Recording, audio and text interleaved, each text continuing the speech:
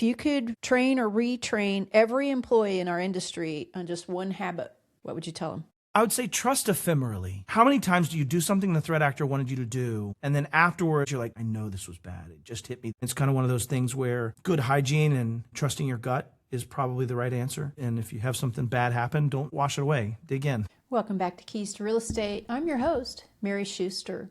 Well, last time we stepped back and looked at the broader forces that are shaping cybersecurity, AI and economics and the pace of change. And so today we're bringing that conversation much closer to home. I'm back with Matt Lee. And this time we're focusing specifically on title and settlement companies, how the normal everyday workflows in your business can create risk, often without anyone realizing it. We talk about why this industry is such an attractive target, how fraud actually plays out in real scenarios, and what business leaders and employees can do differently. And of course, starting with something as simple and as difficult as trusting your instincts when something just feels off.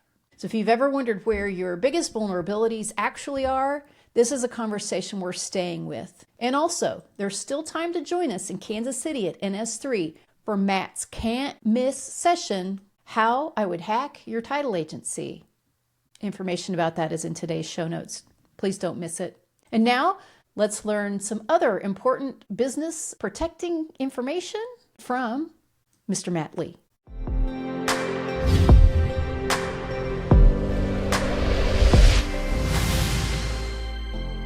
The presenting sponsor for this season of Keys to Real Estate is First American Trust. First American Trust redefines banking for title and escrow companies. They offer innovative solutions that integrate banking functions directly into title and escrow software systems, enhancing operational efficiency and safeguarding financial transactions. At First American Trust, you have direct access to a personal relationship manager who delivers answers in real time. First American Trust is also recognized as an elite provider for the American Land Title Association. As a wholly owned subsidiary of First American Financial Corporation, they have roots in real estate tracing back over 135 years and is the only bank owned by a title company. With deep roots, advanced solutions, and a commitment to real relationships, they are setting a new standard for the industry.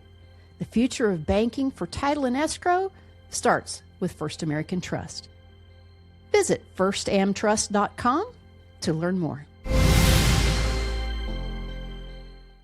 Matt Lee, welcome back to Keys to Real Estate. Well, today, with your consent, what I wanted to do is kind of drill down into some of the activities in title and settlement companies so that we can talk most specifically about those. I wanted to start by asking you, in sort of the normal day behaviors in a title and settlement company, just the normal workflow, business activity, what are some things that create the biggest risk? You're moving lots of money. You have, in the real estate industry, kind of an interesting aspect of specific performance. In that I mean, and I'm going to speak a little bit, I'm not an attorney, but just in the point that if I give you title insurance that says you own the title to this house, then my actual contractual requirements, if something proves not to be, is to make sure that you do own this house. And that means that there's not only money to steal, there's systemic forces at play that make this even more interesting via the specific performance angle.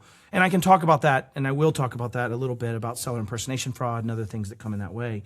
The biggest risk is really dealing with other people's money in a fiduciary basis, in which you are also selling insurance that the validity of that is true, that then must be performed as specific performance to make that true, which means you have a lot of victims and a lot of value to extract. And when I accidentally started speaking in this space, I say that because I speak mostly to MSPs and SMBs, but when I started speaking in this space, it was because I was fascinated with how much money could be stolen from this industry. The first talk I did was a seller impersonation fraud talk where I showed the audience exactly how I would steal an old man named Chester James Reed III's house and why I picked Chester James Reed III. You know why? Any guess as to why I picked somebody with such a strange name? Why? Because on the dark web, it's a lot easier to find than Bill Smith. Oh, of course. You're going to get some pretty specific hits on that one. That's right. Got if it. It's Chester and James III, it's probably that Chester James Probably Reed him. III. Yeah. In fact, it's funny. I was talking about it to one of my colleagues, and the house I stole was in Colorado. And it was just this guy that I just never would have expected. He goes, I worked for James. He was, when I was in college, I worked as his pool boy. And I was up in Grand Colorado. I'm like, oh, geez. Which is another piece. I wanted someone older. I wanted the property to have no mortgage on it. And those were all constructs of how I wouldn't get caught. Yeah, right? absolutely. If they don't have a mortgage, there's nobody to call and pay off. Absolutely. There's no title work. So back to your core question of like, what are the things that title agents work with the most? They have the most amount of data they don't own, right? In fact, if I wanted to steal money from somebody, I would steal the data set from one title company to go be them at another title company. Because you have socials, you have dates of birth, you have driver's license, you have validation documents from the lenders, you have financial documents potentially, you have tax returns, you have all the things that I need to be that person and perpetuate a fraud. So you have all the things. So that's the first category is just the data is not yours. You have to maintain it. You've got to defend it for a long time. And it's a juicy, juicy set of data with software that hasn't really thought about that risk. In fact, when I was doing my prep for the talk on SIF, I interviewed, I think, 4 or 5 victims, one of them being a pretty prominent person in y'all's industry. And I learned just how much money I'd make if I did it that way. I mean, it's nuts how easy this would be to do. So that's the first piece, is like how much data you have. The second piece is the transactions you are doing all have monetary transfer. They're all contemporaneous exchanges of currency. I'm giving you this title, and right that second you are giving me this much money in escrow or otherwise. So you have all the data, and you have a forced transaction. You have a transaction that I can gain information about publicly. In fact, let's just tell you how bad it is. I try to hide some of my properties under trusts and things, and then I go to this one website for my county where I pay my water bill, and it just says my name on there, and anybody can go there and get the information. In fact, when I stole that house from Chester, that's how I got a lot of the information. I got the notary stamp from the actual filings when they filed the title and other work. I got who the notary was from that same aspect. I got a copy of his signature from that. So there's so many things against you in the title industry and in real estate by proxy. And in some ways, the realtors themselves are the risk. You have an industry in which there's very limited levels of regulation to get in. It's a test and a couple-hour course. And then afterwards, you have a systemic function where the real estate brokers don't pay for email, and you're using your own Gmail account with whatever level of protection you have and no level of governance on it. It is the worst I've ever seen in any industry. And so you have like all of these forces at play that say you're just sitting on a freaking time bomb because of the amount of monetization. And that's why I didn't have any. In fact, it was so funny.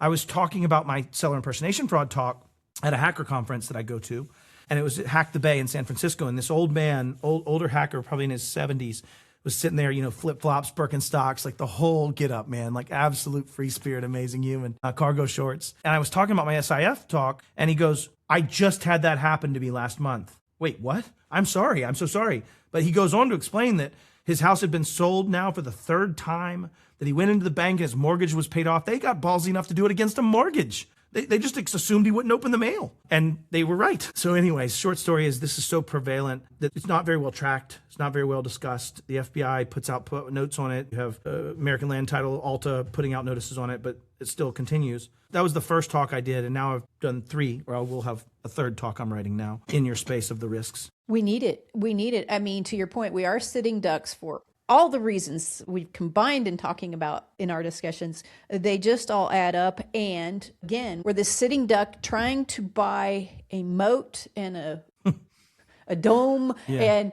protect all of this information. You're always at risk of being 48 hours too late, and the stakes are so high. And yeah, you can go broke trying to do it all. So as a shorthand, I wonder if you could train or retrain every employee in our industry on just one habit.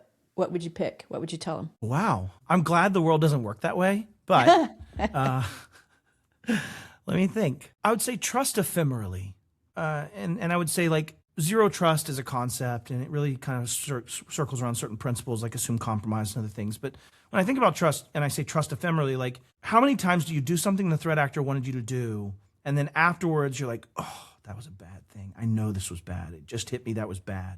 I think there was a tickle in your gut during that time that told you it was bad. You just didn't feel empowered enough to do it. And I would say, especially for title agents that have done something the same way a million times and they know their process, and then something different happened, that's the problem. That's the thing. Focus on the different that happened. And I think that if you would be more suspicious of that ephemeral trust, it would be probably the one thing I could teach that help universally. Save that. The real answers are just good hygiene and good practices. I mean, at the end of the day, and I'm not trying to be diminutive of it, it's like we have a way we accept notaries. This is the way. And just because this angry dude that's about to take away one of my closings for one of my best real estate agents is about to leave, I can't deviate from that process. It's my process. It was built for a reason. I think that's the biggest point is so many of these frauds have a point that are just good hygiene. The talk that I'm coming to do for y'all abuses process and abuses some of the ways that title agents have been taught and use their systems that I will abuse to steal from them. And it's kind of one of those things where good hygiene and trusting your gut is probably the right answer. And that's what I put as some of the instructions on that is like, trust your gut. And if you have something bad happen, don't wash it away. Dig in.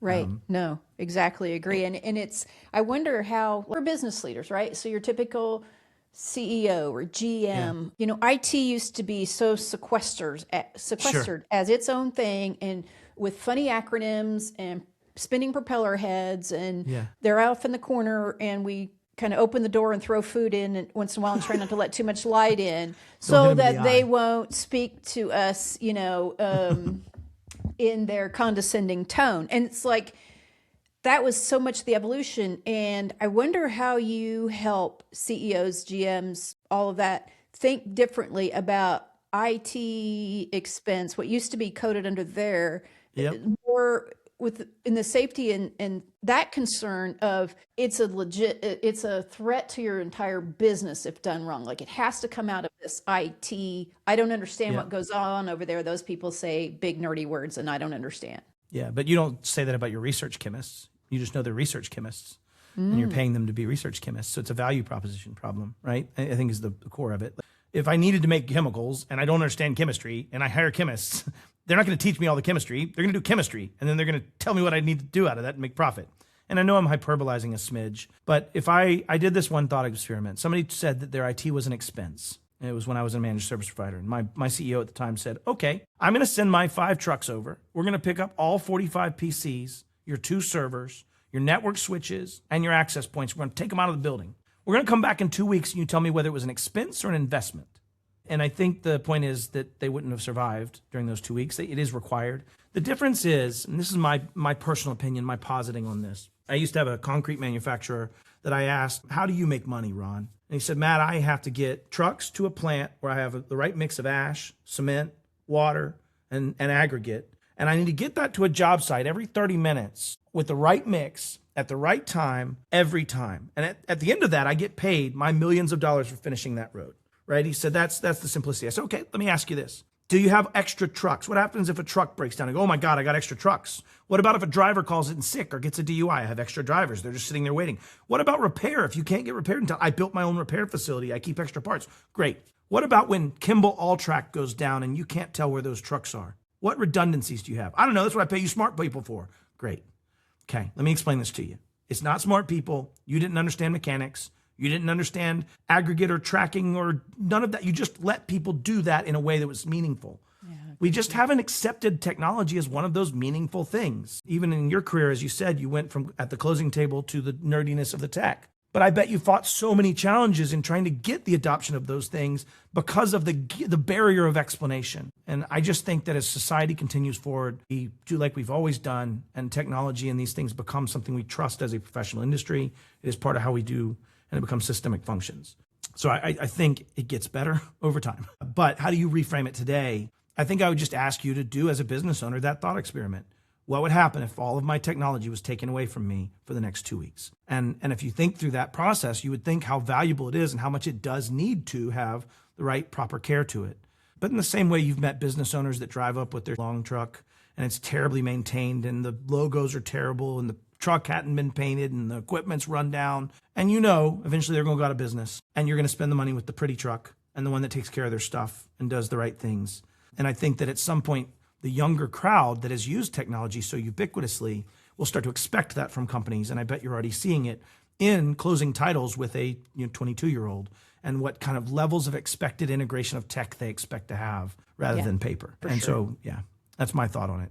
One more thing I wanted to ask about that I think we have a gap in understanding on in our industry is what is going on in the world of cyber insurance, the prices, how they're changing, how the coverage is changing. I'd love for you to just tell the people a few words about that. You may have guessed this might be part of my world and what I do. Cyber insurance in 2021, I like to say the shot that was fired that was heard around the world. In 2021, you were right on the cusp of the 2019, 20, and 21 escalations of ransomware and double extortion. Cyber went from being just a rider that you checked and paid $10 a year for to having a 17, 18-page requirement questionnaire now. about cyber. How many more exclusions are there? There's a drift in cyber insurance of subrogation. So subrogation is like the ability for the insurance carrier to sue the actual at-fault party for the risk that had been taken on, potentially, to be very summative. You have a complete shift in cyber insurance. During that 20 and 21, you saw loss ratios, which insurers like to keep in like 50 cents or less. If they get $1 in premium, they want to spend less than 50 cents out, right, for profitability.